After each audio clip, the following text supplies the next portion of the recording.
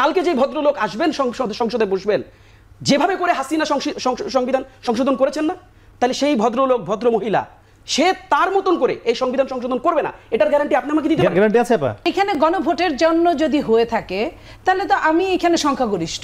ভয় পাওয়ার তো কোনো কারণ নেই, কিন্তু আমরা দেখছি যে বিএনপি গণভোটকে ভয় করছে। দেখেন, এটা একটা টার্মিনোলজিক্যাল ডিবেট। দেখেন কেমন, আমরা কিন্তু বারবার বলেছি, মানে দেখেন আপনি ঠিক কোনটার সাথে ভাইস ভার্সা করছেন বা কোনটাকে কোনটার মুখোমুখি করছেন। আচ্ছা, আপনি কি পৃথিবীর ইতিহাসের দিকে যদি তাকান, বিভিন্ন দেশগুলোর দিকে তাকান, আপনি কি সংবিধানের পরিবর্তন দেখেন নাই? মালয়েশিয়ায় 20তম সংবিধান এখন চলছে, গণপরিষদ হয়েছে, এবং অসংখ্য দেশ আপনার প্রয়োজনে সংবিধান পরিবর্তন করেছে। মানে আমরা এমনভাবে পুরো জিনিসটাকে ব্রিফ করি বা সামনে রাখি যে সংবিধান, 72-এর সংবিধান হচ্ছে বাংলাদেশের জন্য কোরআন শরীফ। আমি যদি এটা বলি, আমি একটু শেষ করি আপা, 72-এর সংবিধানকে আমরা প্লেস করার চেষ্টা করি যেটা একটা এমন একটা ব্যাপার, এটা বোধহয় ঐশী কোনো ব্যাপার যে এটাকে হাত দিলেই আমাদের বাঙালি তত্ত্ব মানে আমি এইখানে একটু ডিফার করতে চাই। আমি একটু শেষ করি, জাস্ট লাস্ট লাইনটা বলি। মানে এমনভাবে আমরা এটাকে দেখার চেষ্টা করি, আচ্ছা সংবিধান যদি পরিবর্তন হয়, এটা রাখি ভাই আপনার সুবিধার জন্যই তো হইতে হবে, আমার সুবিধার জন্যই তো হইতে হবে, আমার দেশের মানুষের সুবিধার জন্যই তো হবে। আরেকটা ব্যাপার বলি, ধরেন এনসিপি বলল সংবিধানের 2, 3, 4, 5, 6 কেটে দেন, এনসিপি বললে কি এটা হয়ে যাবে? অথবা বিএনপি বলল 5, 6, 7, 8, 9, 10 কেটে দেন, বিএনপি বললে কি হয়ে যাবে? সংবিধান যখন নতুন করে লেখা হয়, এটাকে ফাইনালাইজ করা, এটাকে ভেটিং করা, এটাকে রিকগনাইজ করা, এটাকে রাষ্ট্রের জন্য দলিল হিসাবে আপনার ফিক্স করা, এটার প্রসেস কি? এটার প্রসেস গণভোট। আপনি নতুন সংবিধানকে ভয় পাচ্ছেন কেন? ভয় পাওয়ার তো কারণ নাই। যদি নতুন সংবিধানে কোনো প্রবলেম থাকে, মানুষ গণভোট দিয়ে এটাকে ছুড়ে ফেলে দিবে। আপনার আমার তো কষ্টের কিছু না। এখন দেখেন 72-এর সংবিধান, আমি যদি এটাকে একেবারে একটা দালিলিক একটা জায়গা থেকে, ঐশী কোনো জায়গা থেকে আমি বিবেচনা করতে যেটা বাংলাদেশে, তাহলে তো আপনার প্রয়োজনে আপনি বাংলাদেশে আর কোনোদিন সংবিধান পরিবর্তন করবেন না। এই যে কন্টিনিউশনটা রেখে দিচ্ছেন, সংশোধনের পক্ষে। এখন দেখেন, আমি আরেকটা কথা বলি রাকিব ভাই, ধরে নেই আপা আছেন, আপা অনেক সৎ, ধরে নিচ্ছি আপা অনেক সৎ, কালকে যে ভদ্রলোক আসবেন সংসদে বসবেন, যেভাবে করে হাসিনা সংবিধান সংশোধন করেছেন না, তাহলে সেই ভদ্রলোক ভদ্র মহিলা সে তার মতন করে এই সংবিধান সংশোধন করবে না, এটার গ্যারান্টি আপনি আমাকে দিতে পারেন? গ্যারান্টি আছে আপা? এটা তো আপা দিচ্ছেন। আমি এই গ্যারান্টির আগে আমি আরেকটা কথা বলতে চাই।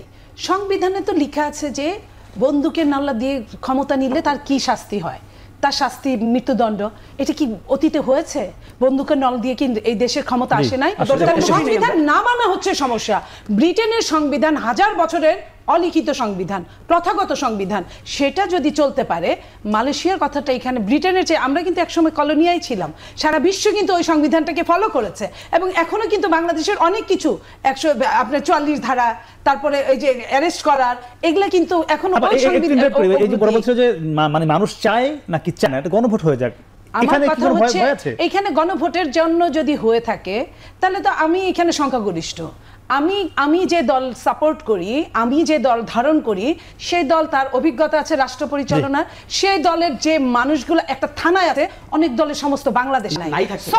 সো আমি তো নিজেই এখানে প্রতিনিধিত্ব করছি, আমি আমার প্রতিনিধিত্ব থেকে বলছি, যদি এটাই হয় যে সংখ্যাগরিষ্ঠ, যদি গণতন্ত্র কি বলে সংখ্যাগরিষ্ঠের কথা বলে, তাহলে এইখানে ভোটাভুটি হয়ে যাক।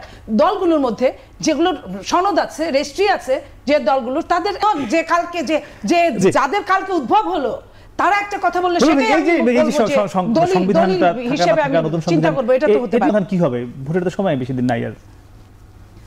না, আমার মনে হয় যেটা আমাদের ছোট ভাই তাহসান বলতে চেয়েছে, তার কথার তো যুক্তি আছে, যে আমার দলের অবস্থান হচ্ছে যে আমরা সংবিধান সংস্কার চাই।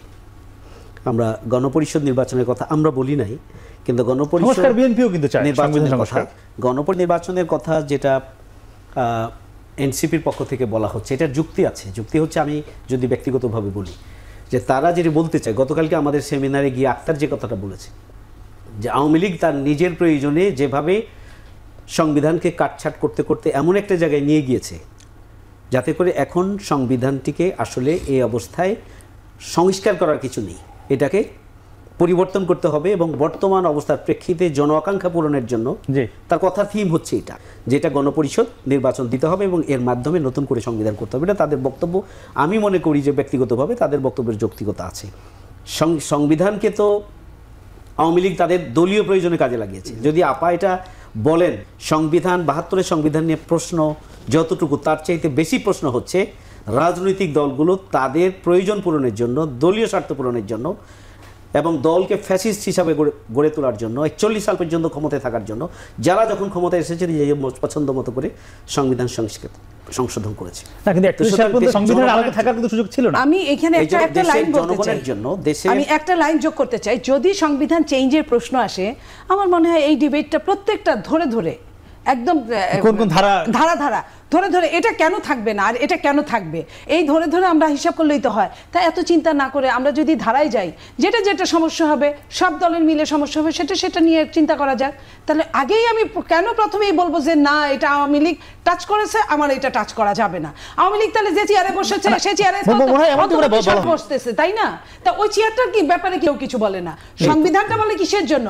এখানে অনেকগুলো কাহিনী আছে। এখানে স্বাধীনতা, প্রথম স্বাধীনতা, দ্বিতীয় স্বাধীনতা যারা বলে তারাই ওই ফ্রান্সের মতো ওই হিসাবটা করতে চায়। আমরা তো এটা চাই না, আমরা তো এটা স্বাধীনতা চাই। আমার কথা শেষ হয়নি অবশ্য, ছোট্ট করেই আমি যেটি বলছি যে আপা যেটি বলেছেন যে বড় দল হিসাবে আমরা তো আমাদের জায়গা থেকে জনগণের প্রতিনিধিত্ব করছি।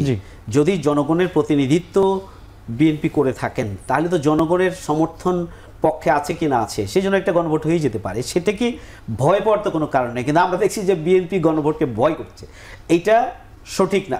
2 নম্বর হচ্ছে যে 15 বছরে 15.5 বছরে বাংলাদেশে কোনো নির্বাচন হয়নি। 35 ইয়ার্স ওল্ড যারা 35 বছর বয়স তারাই 15 বছরে 20 বছরে তারা ভোট দেয়নি। সুতরাং আগামী দিনে জাতীয় নির্বাচন অনুষ্ঠিত হলে আসলে নির্ধারিত হবে যে কোন দল বড় কোন দল ছোট, কার পক্ষে কতটা সমর্থন আছে বা নাই।